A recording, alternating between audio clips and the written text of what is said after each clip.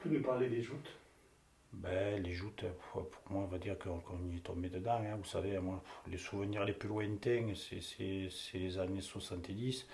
Donc, moi, j'avais 7 ans, hein, puisque je suis né en 63. Ben, j'ai souvenir un soir rue de la Vase, qui était loin de notre, ce qu'elle est actuellement, hein. C'était un vieux chemin tout cabossé de terre, de pierre. Et je vais arriver plein de voitures. Et c'est mon père qui venait de gagner son premier tournoi de joute. C'était en 70. Il venait de gagner la Coupe de France de Lourdes. Et il y avait tous ses copains qui venaient à la maison. Et à partir de là, c'est vrai que je voyais ce qui se passait. J'entendais klaxonner, ça arrivait à la maison. Et après, je me suis mis à manière à mon père. Mon père me prenait sur tous les tournois de joute. Et il me mettait dans un coin d'une tribune. Et ben, je restais là à le regarder. Bon, souvent, on va dire qu'il arrivait au bout du tournoi, hein, puisque souvent où il gagnait, ou enfin, il était toujours dans les places d'honneur. Et bon, c'était quand même une grosse fierté.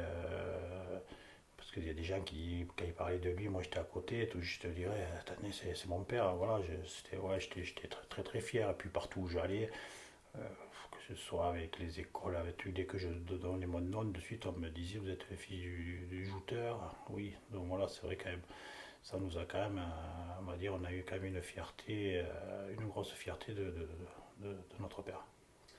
Pour tous ceux qui ne connaissent pas les joutes, est-ce que tu peux juste rappeler ce que c'est que ce jeu ou ce sport? Mais on va dire que c'est un sport traditionnel, hein, c'est un sport qui est vraiment ancré sur le Languedoc. Puis bon, après, il y a beaucoup d'autres méthodes en France, hein, mais la joute languedocienne, on va dire que le port de Béziers, bon, elle n'y est plus puisque Béziers a arrêté. C'est à Valras maintenant, ça va de Valras jusqu'au Gros du Roi.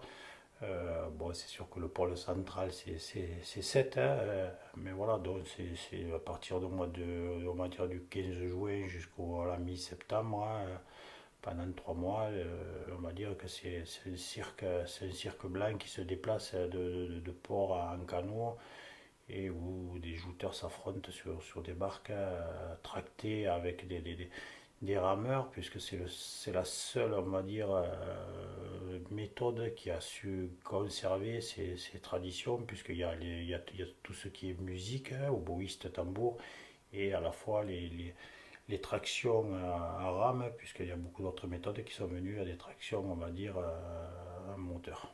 Voilà. Et donc, bon, c'est vrai qu'il y a un règlement qui est assez complexe, mais bon, pour ceux qui connaissent, parce que bon, il y a beaucoup de gens qui pensent que c'est une histoire d'équipe, l'équipe bleue contre l'équipe rouge, alors que ça n'a rien à voir, c'est individuel, il y a des tirages au sort, vous pouvez être à la barque bleue d'un tournoi, puis à la rouge à un autre tournoi, et puis vous pouvez commencer le tournoi sur la barque bleue, et puis le finir sur la barque rouge, donc ça n'a rien à voir. Voilà. Voilà ce que je peux dire en gros, mais il y en aurait tellement à dire et à développer. Le but,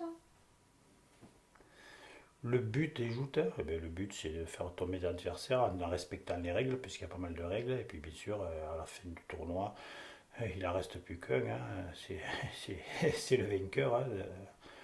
En gros, bon, il y a plusieurs, on va dire, passages.